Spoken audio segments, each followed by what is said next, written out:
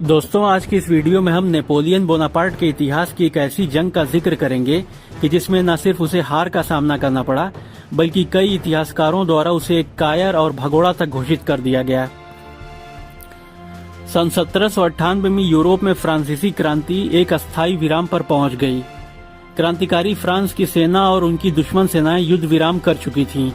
युद्ध में अब केवल ब्रिटेन ही रह गया था। फ्रांसीसी अभी भी अपनी स्थिति सुरक्षित करना चाहते थे और ब्रिटेन को युद्ध से दूर करना चाहते थे।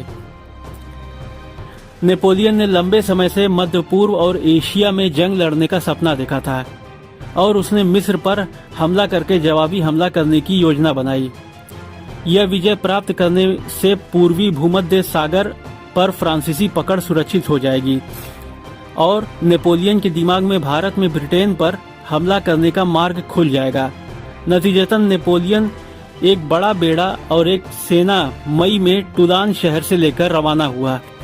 उसके पास 250 से अधिक परिवहन और 13 जंगी जहाज थे। रास्ते में माल्टा पर कब्जा करने के बाद 1 जुलाई को 40,000 फ्रांसीसी मिस्र में उतरे। उन्होंने अलेक्जेंड्रिया पर कब्जा कर लिया और काहिरा पर चढ़ाई कर दी। मिस्र सैद्धांतिक रूप से ऑटोमन साम्राज्य का हिस्सा था, लेकिन यह ममलूक सैनिकों की निगरानी में था। नेपोलियन की सेना में सैनिकों की कहीं अधिक संख्या थी। वह अपने साथ वैज्ञानिकों की एक पूरी सेना लेकर आया था, जिन्हें काहिरा में एक संस्थान बनाना था और यहाँ से पूरब की तहजीब और हुनर को सीखना था। कुछ इतिहासकारों का मानना है कि मिस्र के इजिप्टियोलॉजी विज्ञान की शुरुआत ही इसी आक्रमण के साथ शुरू हुई। नेपोलियन ने दावा किया कि वह इस्लाम और मिस्र के हितों की रक्षा के लिए वहां आया है, लेकिन उस पर विश्वास नहीं किया गया और विद्रोह शुरू हो गया। मिस्र पर भले ही अंग्रेजों का नियंत्रण न था, लेकिन ममलूक शासक नेपोलियन को देखकर अधिक खुश नहीं थे।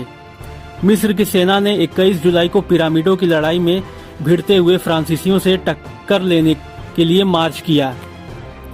यह लड़ाई नेपोलियन के लिए एक स्पष्ट जीत साबित हुई और काहिरा पर उसका कब्जा हो गया। नेपोलियन द्वारा एक नई सरकार स्थापित की गई, जिसने सामंतवाद, भूदास और समस्त इस तरह की प्रथाओं को खत्म किया और फ्रांसीसी संरचनाओं को लागू किया। हालांकि नेपोलियन समुद्र में कमान नहीं संभाल सका और 1 अगस्त को नील नदी की लड़ाई लड़ी गई। ब्रिटिश नौसैनिक कमांडर नेल्सन को नेपोलियन को उतरने से रोकने के लिए भेजा गया।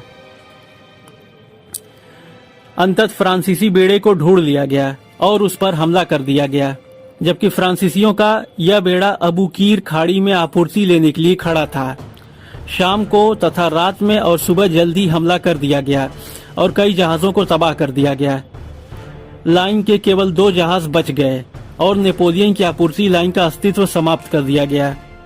नील नदी पर नेल्सन ने लाइन के 11 जहाजों को नष्ट कर दिया, जो फ्रांसीसी नौसेना के जहाजों का छठा हिस्सा थे, जिसमें कुछ बहुत नए और बड़े जहाज भी शामिल थे। यह अभियान की निर्णायक लड़ाई थी। नेपोलियन की स्थिति अचानक से कमजोर पड़ गई। उसने जिन विद्रोहियों को प्रोत्साहित किया था, वे उसके खिलाफ हो गए।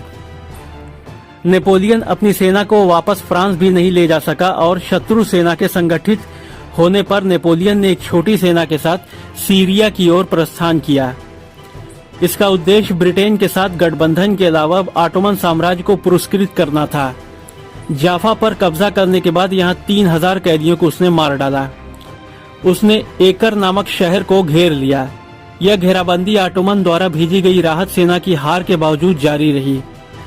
इसी बीच प्लेग ने फ्रांसीसियों को और तबाह कर दिया और नेपोलियन को मिस्र वापस लौटने के लिए मजबूर होना पड़ा। इसी बीच उस्मानी तुर्कों ने ब्रिटिश और रूसियों की मदद से 20,000 पर मुश्तमिल एक फौज अबू कीर पर उतारी, लेकिन नेपोलियन तेजी के साथ पहले ही वहां से निकल चुका था। नेपोलियन ने अब एक ऐसा निर्णय लिया जिसने उसे कई आलोचकों की नजर में लांछित और भगोड़ा करार दे दिया। उसने यह महसूस किया कि फ्रांस की राजनीतिक स्थिति बदलाव के लिए तैयार थी। यह उसके पक्ष में और उसके खिलाफ भी हो सकती थी। इसी के चलते उसने अपनी पूरी सेना को दूसरे देश में दुश्मनों के बीच अकेला छोड़कर भाग गया और जल्द ही वह फ्रांस का तख्ता पलट कर सत्ता पर कब्जा करना चाहता था। नेपोलियन द्वारा मिस्र में की गई इस हरकत की वजह से बहुत से इतिहासकार उसे एक कायर, भगोड़ा और रणछोड़ मानने लगे। नेपोलियन के बाद फ्रांसीसी पराजय। नेपोलियन द्वारा जनरल क्लेबर को फ्रांसीसी सेना का प्रबंधन करने के लिए छोड़ दिया गया। उन्होंने ऑटोमन्स के साथ अल आरिश नामी एक संधि पर हस्ताक्षर किए। इससे उसे फ्रांसीसी सेना को फ्रांस वापस ले जाने की अनुमति मिलनी थी, लेकिन अंग्रेजों ने इनकार कर दिया। इसीलिए क्लेबर ने हमला किया और काहिरा को वापस ले लिया। कुछ सप्ताह बाद उसकी हत्या कर दी गई। अंग्रेजों ने अब सेना को भेजने का फैसला किया और एबरक्राम्बी के नेतृत्व में एक सेना अबूकीर में उतारी। इसके तुरंत बाद ब्रिटिश और फ्रांसीसी अलेक्जेंड्रिया में लड़े और इस लड़ाई में एबरक्राम्बी मारा गया। इसके बाद बचे हुए फ्रांसीसियों को मारा गया तथा काहिरा शहर से दूर जाने और आत्मसमर्पण करने के लिए मजबूर किया गया। लाल सागर के रास्ते हमला करने के लिए भारत में एक और हमलावर ब्रिटिश सेना संगठित की जा रही थी।